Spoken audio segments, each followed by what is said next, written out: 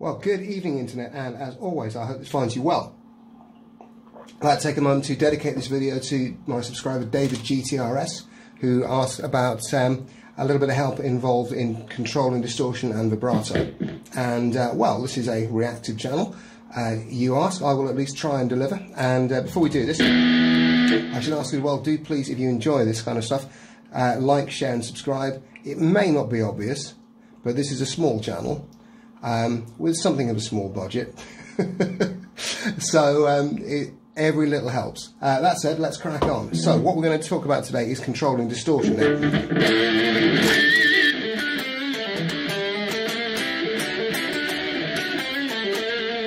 a commonly held myth that distortion hides your mistakes. People think of that kind of playing and they think, oh yeah, distortion just covers up mistakes, etc. Which in some contexts is true, but in fact most of the time what it will do is it will emphasize your mistakes. When you're playing clean, for example,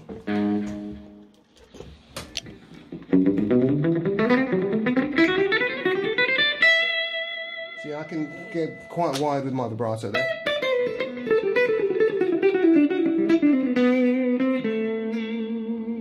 And you're not really hearing anything much in the way of string noise because the guitar at this point isn't too sensitive. Now if I wind the gain up on the amplifier,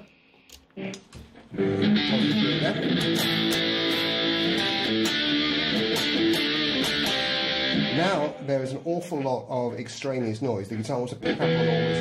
If I just leave the open string there, you can just hear that there's a lot of notes, a lot of noise just kind of straining at the leash to come out. So what we need to learn is how to deal with volume, and we need to deal with distortion. Now this is an art into itself and often doesn't get given the attention that it should. Where often this is one of those things where we just assume that we can do it. So the basic principle of muting, which is the trick that we're going to use to control the sound that we make. In fact, I'm going to start on the G string thinking about it. Now this is actually one of the, learning to mute strings this way, this is actually one of the best ways that you can improve your tone, and the best news of all is that it's free, which is rather good. We're in the middle of the cost of living crisis. I have had lots of students ask me, should I invest in a compressor pedal, should I invest in a noise gate? Maybe at some point, but certainly not now. Right now, let's just get the fingers doing the work for us. So I am playing the 5th fret on the G string, giving that little bit of vibrato. We are going to talk about vibrato in a few minutes as well, so stay tuned. And my basic principle is that I have my thumb muting the notes on the bass side of this note, so that is the D, A and low E strings. And I have the unused pick hand fingers muting the strings on the treble side, the B and the high E in this instance. The idea being that if my fingers are resting on them, they can't move. If they can't move, they can't vibrate. If they can't vibrate, they can't make noise. So instead of, I want,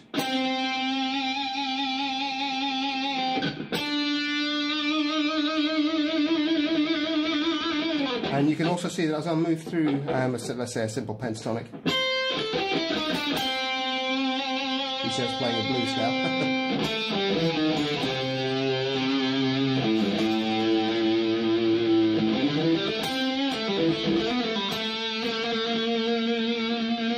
You can see that I'm also using the fret hand to a lesser extent. For example, on that last note that I played, you can see that my first finger here is resting across the strings, and that's again helped damp these unwanted strings. I'm using the backs of the second and third fingers to mute the G, B and E strings. Now, I was first made aware of this technique quite early on, watching a video, nonetheless, of Guns N' Roses live, watching Slash doing his November Rain solo.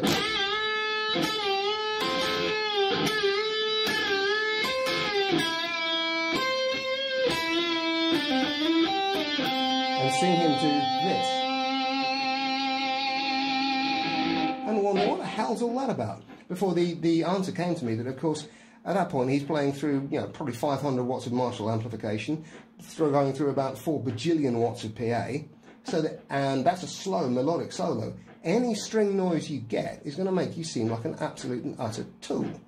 So it's very, very important to keep that noise absolutely locked down and make sure that the guitar is only making the noises you want it to.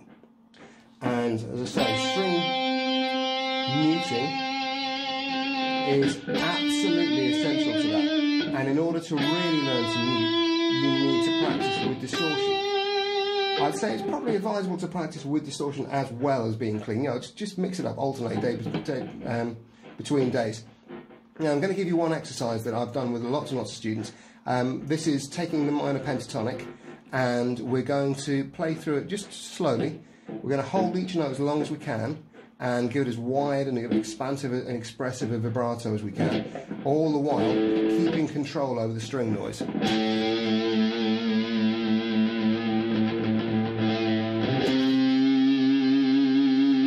pulling as much expression and emotion as possible out of each note.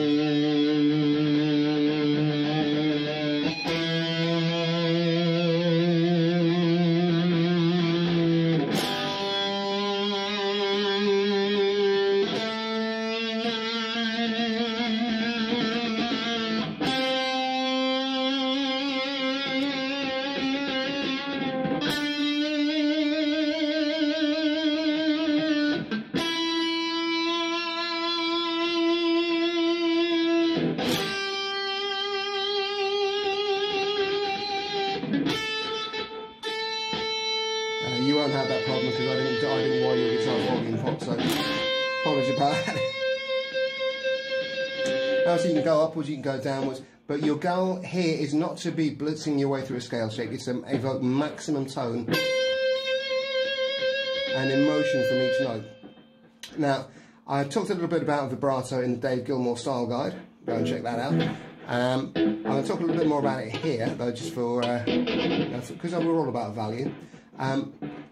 It's a good idea to start by picking your notes straight. Just let it fix the pitch in the listener's ear before bringing in the vibrato. Quite slow and narrow. And gradually, as the note starts to decay, get a little bit more violent with it.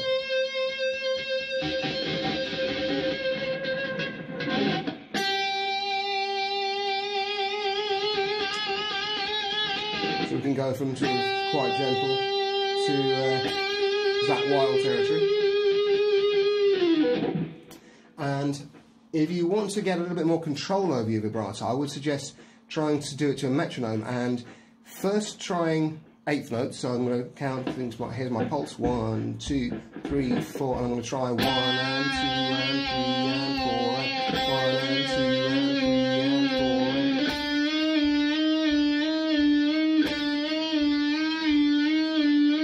4. And obviously do this across the scale. You can also try triplets. So again, pulse: 1, 2, 3, 4, 1 and 2 and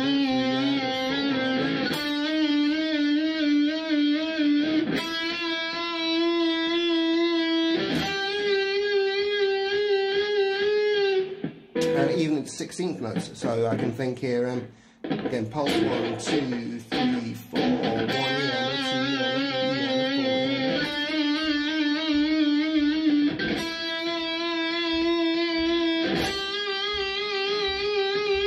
and it seems a very subtle thing, but getting your vibrato in time with the music that you're playing to is another of those things that helps just up your game a little bit.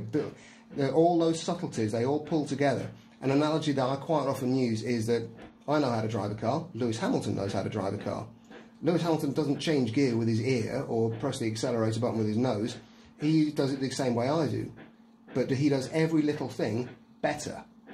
And as a result, he can almost certainly get around Silverstone probably a good half an hour faster than I possibly could. All those little subtleties, they add up. And to give you an example as well, the late great Jeff Beck once said that he tries to get even his breathing in control with the in sync with the rhythm that the music that he's playing. The more bits of you that are in sync with the music that you're playing, with its rhythm, with its pulse, the better the whole thing is going to sound. So I will leave you with that. You've got vibrato and string muting. Oh, let's talk a little bit about string bending while I've got you here. Last one we talked about was unison bend.